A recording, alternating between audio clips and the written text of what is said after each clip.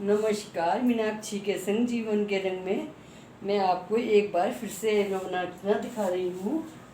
मैंने देखिए इनकी ये बिंदी हटा दी है।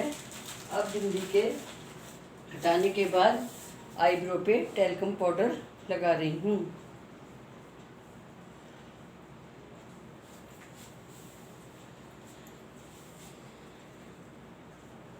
अब मैं स्ट्रेचिंग करा रही हूँ।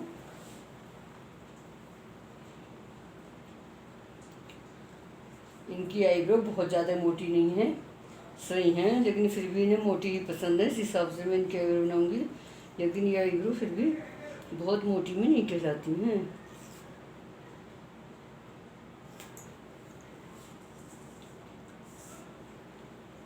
आप देखिए, मैं वही नाक की साइड से आईब्रो को उठाते हुए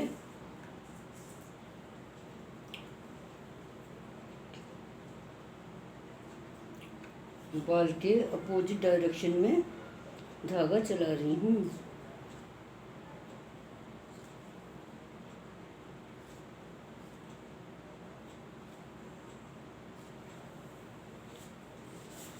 हमेशा स्ट्रेचिंग अच्छी करनी चाहिए, नहीं तो जिनकी जरा भी लूज खाल होती है तो कट लगने का डर रहता है। इन मैम की खाल थोड़ी लूज है।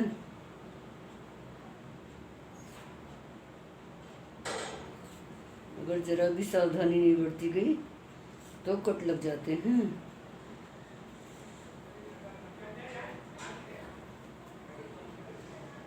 आईब्रो में विशेष करके मोटाई और लंबाई दोनों का ध्यान करते हुए हमें आईब्रो बनानी है। अब मैं कान की साइड बढ़ रही हूँ, तो इसका लंबाई का ध्यान करते हुए बिल्कुल आईब्रो बनाऊंगी।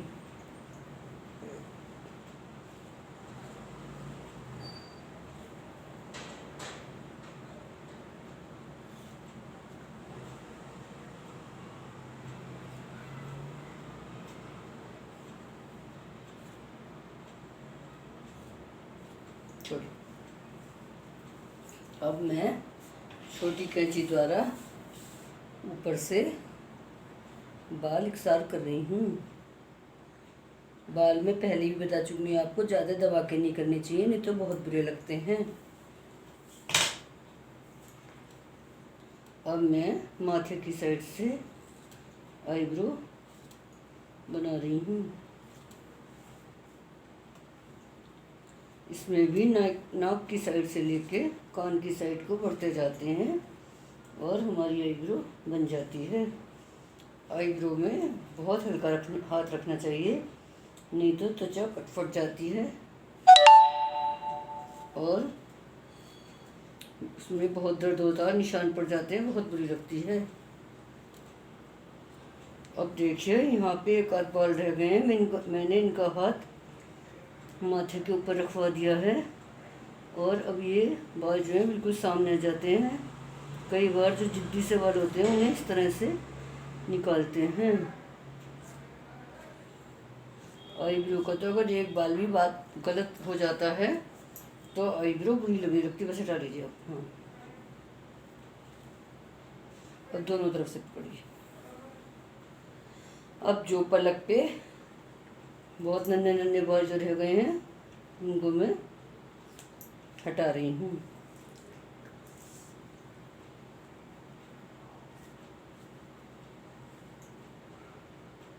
अब मैं इनकी इस वाली आईब्रो की फिनिशिंग कर रही हूँ।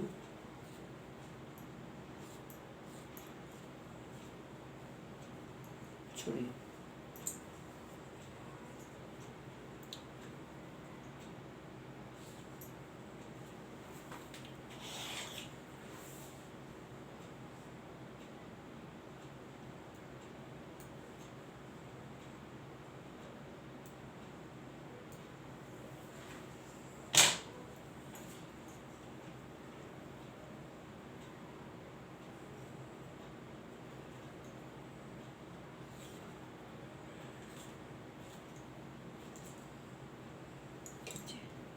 इधर से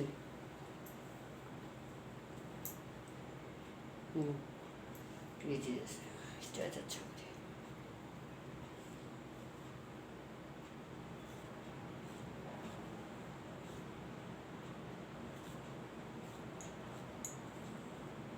छोड़िए। अब आप देख सकते हैं ये आईब्रो बिल्कुल कंप्लीट हो गई है, कितनी अच्छी फिनिशिंग आई है। अब मेरी ये दूसरी आईब्रो है, इसे बनाऊंगी।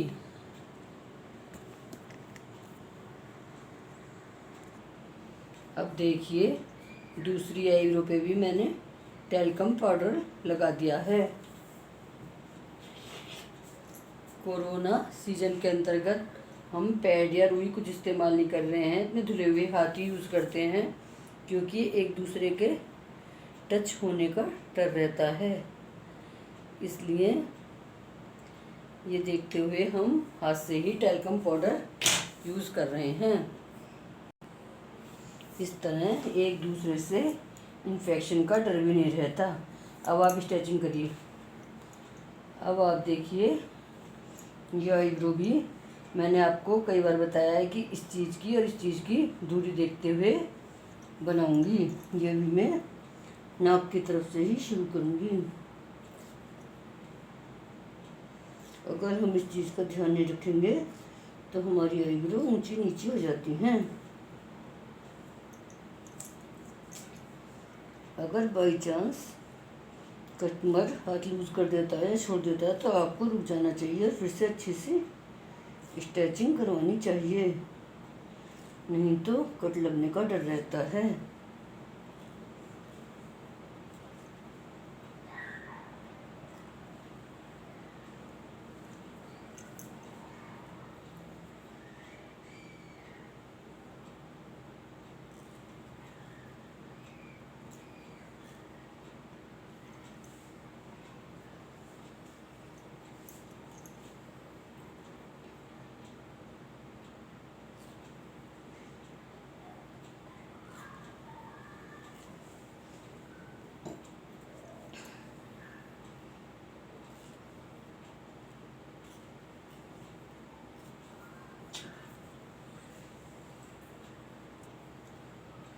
अब देखिए इस आईब्रो के भी मैं छोटी कैंची से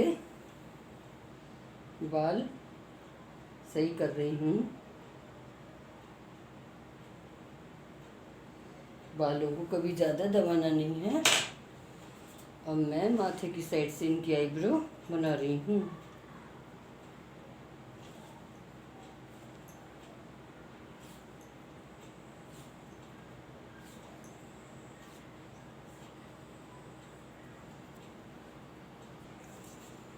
अब देखिए इनकी आईब्रो की मैं फिनिशिंग कर रही हूँ।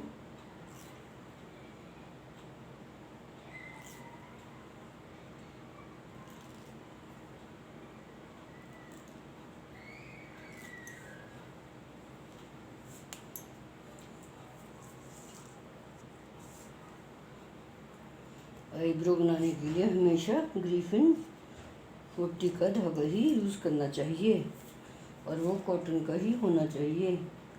टेरिकॉट के जो धागे होते हैं वो बिल्कुल बेकार होते हैं, वो फिसले फिसले जाते हैं।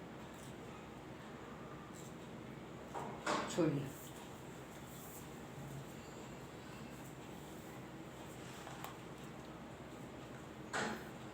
एक मिनट ऐसे करिए।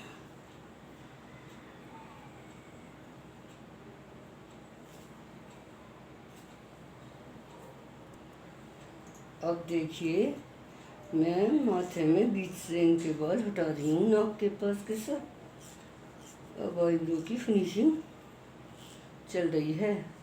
इनका भी आईब्रो का गैप अच्छा है क्योंकि ये नेचुरली है।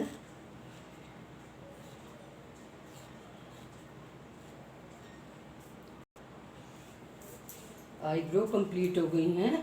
अब इनके भी मैं थ्रेडिंग जेल लगा रही हूँ और फिर इनके हाथ पे से बिंदी लगाऊंगी।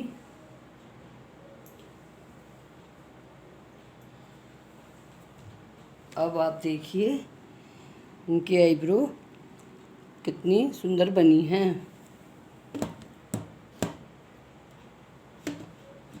अब आप बताइए आपको हमारी ये आईब्रो की वीडियो कैसी लगी। अच्छी लगी हो तो लाइक करिएगा, चैनल को सब्सक्राइब करिएगा तथा वीडियो को शेयर करिएगा। धन्यवाद।